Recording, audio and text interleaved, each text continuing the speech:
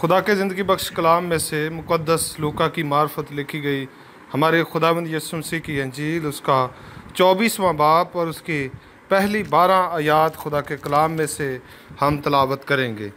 खुदा के कलाम में इस तरह लिखा है, सब्बत के दिन तो उन्होंने हुक्म के मुताबिक आराम किया, लेकिन हफ्ता के पहले दिन वो सुबह सवेरे ही उन खुशबूदार चीज़ों को जो तैयार की थीं लेकर कब्र पर आईं और पत्थर को कब्र पर से लुढ़का हुआ पाया, मगर अंदर जाकर खुदावंद यीशु मसीह की लाश ना पाई। और ऐसा हुआ कि जब वो इस बात से हैरान थीं तो देखो, दो शख्स बराक पोशाक पहने उनके पास आ खड़े हुए। जब वो डर गईं और अपने सर ज़मीन पर झुकाए तो उन्होंने उनसे कहा कि ज़िंदा को मुर्दों में क्यों ढूंढती हो? वो यहाँ नहीं बल्कि जी उठा है। याद करो कि जब वो गलील में था तो उसने तुमसे कहा था, ज़रूर है कि इब्ने आदम मसलूब गुनाहगारों के हाथ में हवाले किया जाए और मसलूब हो और तीसरे दिन जी उठे। उसकी बातें उन्हें याद आईं और कब्र से लौटकर उन्होंने उन 11 और बाकी सब लोगों को इन सब बातों की खबर दी जिन्होंने रसूलों से ये बातें कहीं। वो मरियम मगदलीनी और यूहन्ना और याकूब की माँ मरियम और उनके साथ की बाकी औरतें थीं, मगर ये बातें उन्हें कहानी सी मालूम हुई और उन्होंने उनका यकीन ना किया। इस पर पतरस उठकर कब्र तक दौड़ा गया और झुककर नज़र की और देखा कि सिर्फ कफन ही कफन है, और इस माजरा से तज्जब करता हुआ अपने घर चला गया। खुदा के ज़िंदगी बख्श कलाम के पढ़े और सुने जाने पर खुदा की बरकत हो। खुदावंद यीशु मसीह के पाक और मुबारक नाम में आप सब की सलामती हो।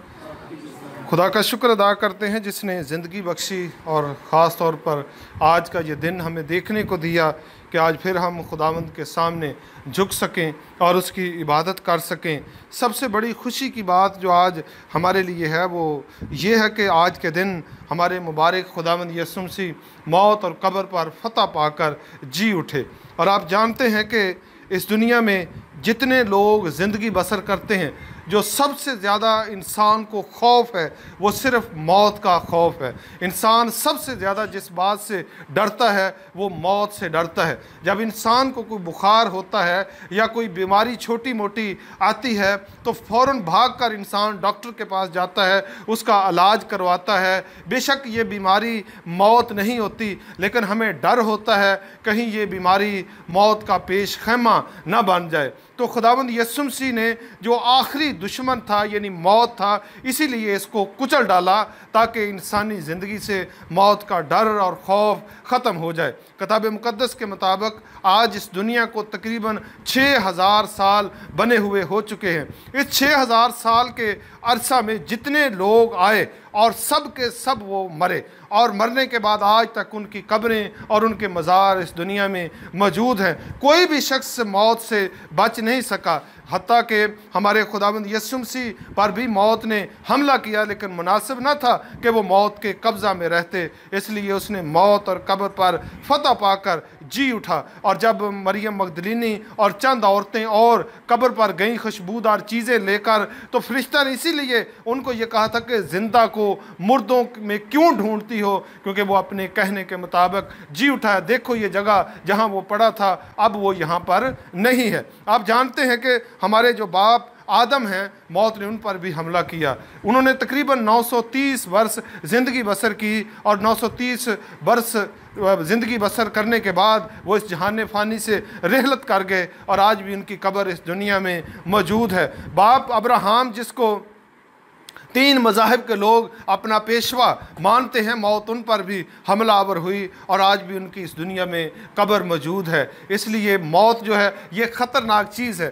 लेकिन ये जितनी भी ख़तरनाक है हमारे खुदावंद यीशु मसीह के सामने ठहर नहीं सकी। और आज भी मौत जो है वो शिकस्त खुर्दा है। अबलीस जो है वो आज भी इस बात से शर्मिंदा है, क्योंकि अबलीस ने अपने मुख्तलिफ प्लानिंगों से मुख्तलिफ तरीक़ों के साथ यीशु मसीह को शिकस्त देने की कोशिश कोशिश की, लेकिन आखिरकार इब्लीस नाकाम हो गया। यहाँ तक जब खुदावंद यीशु मसीह सलीब पर थे तो आखिरी जो लफ्ज़ खुदावंद यीशु मसीह ने कहे वो ये थे कि बाप मैं अपनी रूह तेरे हाथों में सौंपता हूँ, और ये कहकर दम दे दिए। जब यीशु मसीह ने दम दे दिया तो उसके बाद खुदावंद यीशु मसीह की लाश को उतारा गया, और उतारने के बाद खुदावंद यीशु मसीह की लाश को एक कब्र में दफन किया गया। और दफन करने वाले निकोदेमुस और अरमतिया का यूसुफ और चंद लोग और थे जिन्होंने खुदावंद यीशु मसीह को दफन किया। याद रखने की ज़रूरत है कि खुदावंद यीशु मसीह की अपनी ज़ाती कोई कब्र भी नहीं थी, क्योंकि उस दौर में जब भी कोई शख्स मरता था तो अपनी कब्र पहले तैयार करता था। वो पहाड़ी इलाका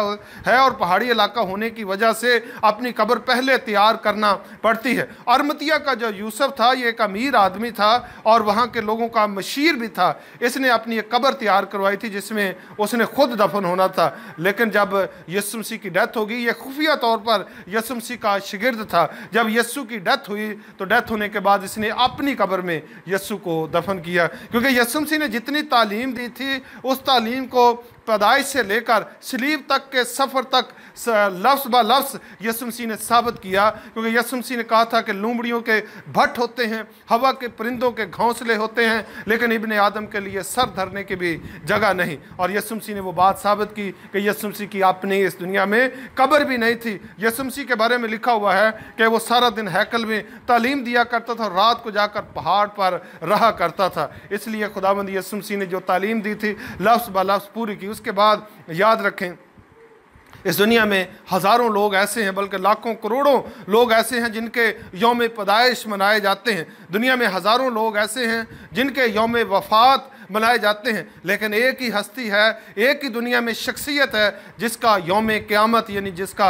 जी उठना मनाया जाता है। वो मेरे और आपके खुदावंद यीशु मसीह हैं। दाऊद बादशाह ने 1000 साल पहले पेशन गोई की थी, और वो पेशन गोई ये थी कि मुनासिब नहीं कि वो अपने जिस्म को सड़ने की नौबत तक पहुँचने दे और उसकी जान आलम अरवा में न छोड़ी जाएगी। यीशु मसीह को कब्र और पाताल जो था वो अपने इख्तियार में रख नहीं सकता था, क्योंकि इससे पहले पेशन गोइयाँ की गई थी, और उस पेशन गोई के मुताबिक खुदावंद यीशु मसीह जी उठे। जब यीशु मसीह जी उठे तो उसके बाद आसमान पर चले गए, और पतरस रसूल ने जब पहला वाज किया तो पतरस रसूल ने उनसे कहा कि सुनो आए गलीलियो, जिस यीशु को तुमने मसलूब करके मार डाला, खुदा ने उसे ज़िंदा किया, उसे खुदावंद भी किया और उसे मसीह भी किया।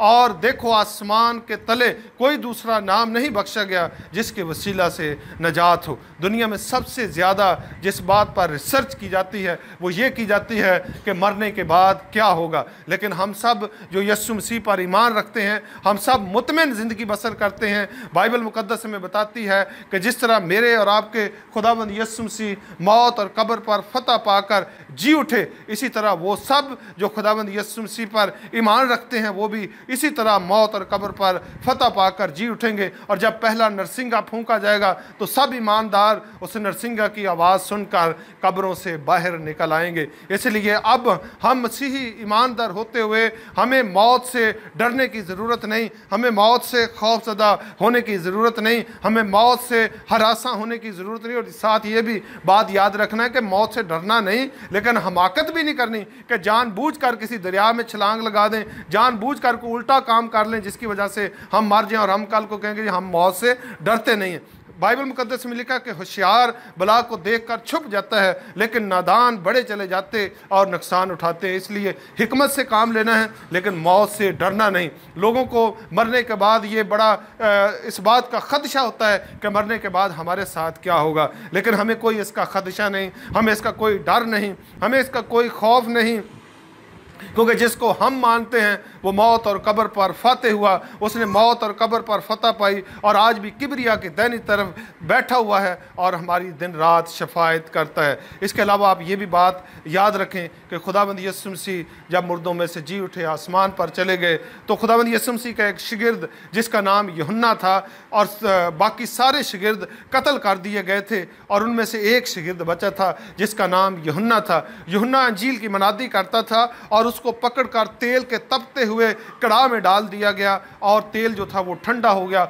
और उसने कोई यूहन्ना को नुकसान ना पहुंचाया। वो डर गए और उन्होंने समझा कि ये कोई देवता है। उन्होंने उसको पकड़कर पतमस के जजीरा में बंद कर दिया और लिखा हुआ है कि पतमस के जजीरा में जब वो बंद था तो यूहन्ना अपनी किताब में, मुकाशवा की किताब में लिखता है कि मैं खुदावंद के दिन रूह में आ गया। खुदावंद का दिन इसको कहते हैं जिस दिन खुदावंद यीशु मसीह जी उठे हैं और पूरी दुनिया में इस दिन छुट्टी मनाई जाती है और इबादत की जाती है। और वो लिखता है कि मैं खुदावंद के दिन रूह में आ गया और पीछे जोर के नरसिंगे की सी आवाज़ सुनता हूँ। और मैंने जब मुड़कर उसको देखा तो मैंने एक शख्स को देखा जो सफ़ेद जामा पहने हुए था और उसके बाल सफ़ेद थे और उसके सीने पर सोने का सीने बंद बांधा हुआ था। और जब मैंने मुड़कर उसके देखा तो मुर्दा सा होकर उसके पाँव में गिर पड़ा। उसने ये कहकर अपना दाहिना हाथ मुझ पर रखा कि खौफ न कर, देख मैं मर गया था और जिंदा हूँ और अब्दुल्लाबाद तक जिंदा रहूँगा। मौत और आलम अरवा की कुंजियाँ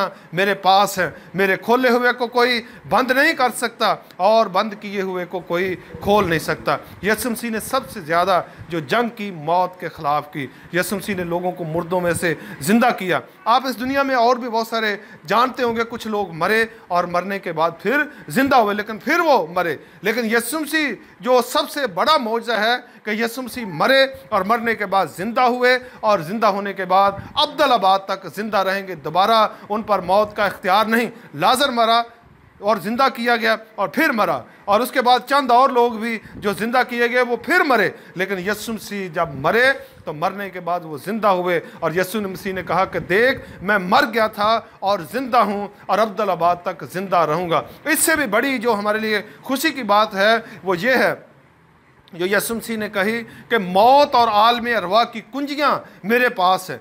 मौत और आलम अरवा की कुंजियाँ मेरे पास है और मेरे खोले हुए को कोई बंद नहीं कर सकता और बंद किए हुए को कोई खोल नहीं सकता। यीशु मसीह के पास मौत की चाबियाँ हैं, मौत की कुंजियाँ हैं और आलम अरवा की भी कुंजियाँ हैं। इसलिए हम सब बड़ी खुशी के साथ, बड़ी अकीदत के साथ इस दिन को मनाते हैं। इसलिए आप ये बात याद रखें कि तमाम मसीही ईमानदार होते हुए आपको और मुझे मौत से खौफज़दा होने की ज़रूरत नहीं है। खुदा मुझे और आप सबको इस कलाम के वसीला से बरकत बख्शे। आमीन।